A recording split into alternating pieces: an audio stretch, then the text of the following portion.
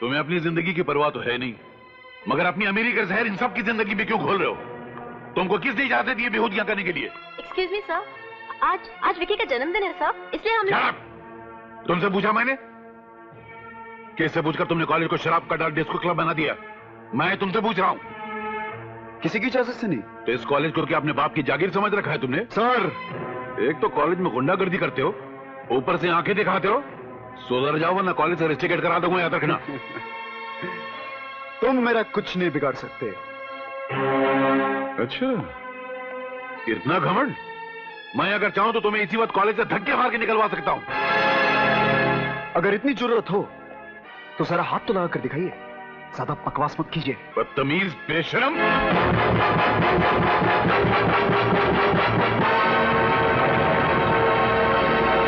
How dare you!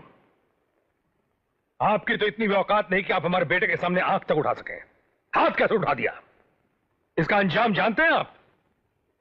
बहुत खूब आप हैं। आप अपनी बिगड़ी हुई औलाद को नसीहत देने के बजाय आप मुझे धमकियां देने आए। धमकियां नहीं दे रहा, आपको सिर्फ एहसास दिला रहा हूं। आप कहना क्या चाहते हैं? मैं कहना यह चाहता हूं कि जिन स्टूडेंट्स के सामने तुमने मेरे बेटे विकी पे हाथ उठाने की गुस्ताखी की है, उन्हीं स्टूडेंट के सामने तुम उससे हाथ जोड़ के माफी मांगोगे। इम्पॉसिबल। मैं स्टूडेंट के सामने विकी से माफी मांगू? यह फरमाइश करके आप मेरी नहीं बल्कि मेरे इज्जतदार प्रोफेशन की भी तौहीन कर रहे हैं। Sorry sir. शुक्र करो कि हमने तुम्हें सिर्फ हाथ जोड़ के माफी मांगने को कहा है, हालांकि हम कह नहीं रहे, लेकिन अगर तुम्हें उसके पांव पे सर रख के माफी मांगने को कहा होता तो वो भी तुम्हें करना पड़ता। मैं समझा मैं बिगड़ी औलाद के बाप से बात करने आया हूं, मगर यहां के पता चला कि बाप ने तो कसाई की शक्ल इख्तियार कर ली है, जो अपने प्यार की छुरी से अपनी औलाद के भविष्य को काटने की कोशिश कर रहा है। किसके पैर पर सर रखने को कह रहे हैं आप मुझे? उसके जिसके पैर जमीन पर ही नहीं है, जिसके पैर तबाही और बर्बादी की जमीन में दफन हो चुके हैं। और एक दिन ऐसा आएगा। मिस्टर आहूजा, हम क्या की बहस में क्या रखा है? मिस्टर चौधरी हमारे कॉलेज के चेयरमैन ही नहीं, हमारे अन्नदाता भी हैं। और फिर जब आपने विक्की पर हाथ उठाने की गलती की है तो फिर सबके सामने हाथ जोड़कर माफी मांगने शर्म कैसी? सही कहा आपने सर,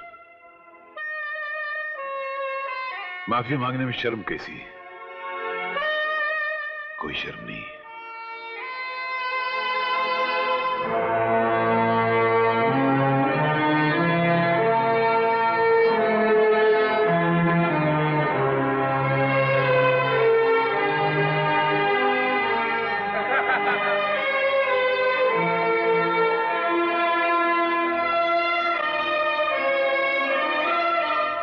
विकी, ये हाथ मैंने तुमसे माफी मांगने के लिए, अपनी गई हुई नौकरी की भीख मांगने के लिए नहीं छोड़े हैं, बल्कि एक प्रार्थना के लिए जोड़ रहा हूं तुम्हारे आगे बेटा, कि अपने बाप के अंधे प्यार का हाथ पकड़कर विनाश के रास्ते पे कभी इतनी दूर मत चले जाना कि एक दिन तुम लौट कर आना भी चाहो तो तुम्हारे पिता भी वापस ला न सके।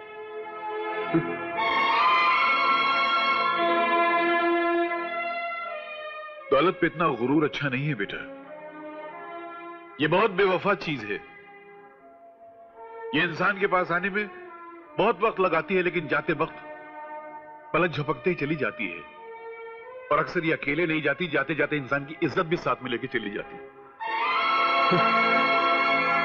देखिए बेटा, अपने इस उस्ताद, इस बुजुर्ग की एक बात याद रखना, अपने दिल की गिरह में बांध के रखना कि दौलत का गुरूर डंक बनकर किसी कमजोर को डस तो सकता है, मगर उस डंक का जहर डसने वाले की अपनी जिंदगी में घुल जाया करता है। इतना जलील होने के बाद भी शिक्षा दिए बगैर नहीं रहा गया। क्या करूं, एक शिक्षक होना अपनी आदत से मजबूर हूं। ये रहा मेरा इस्तीफा। ये कॉलेज छोड़ के जाना तो एक बहाना है। हो सकता है मेरे मुकद्दर में यहां का दाना पानी इतना लिखा हो, मगर बेटा अपनी इस उस्ताद की बातें याद रखना। मैं जहां भी रहूंगा मुझ पे तेरा एहसान रहेगा। खुश रहे बेटा, खुश रहे।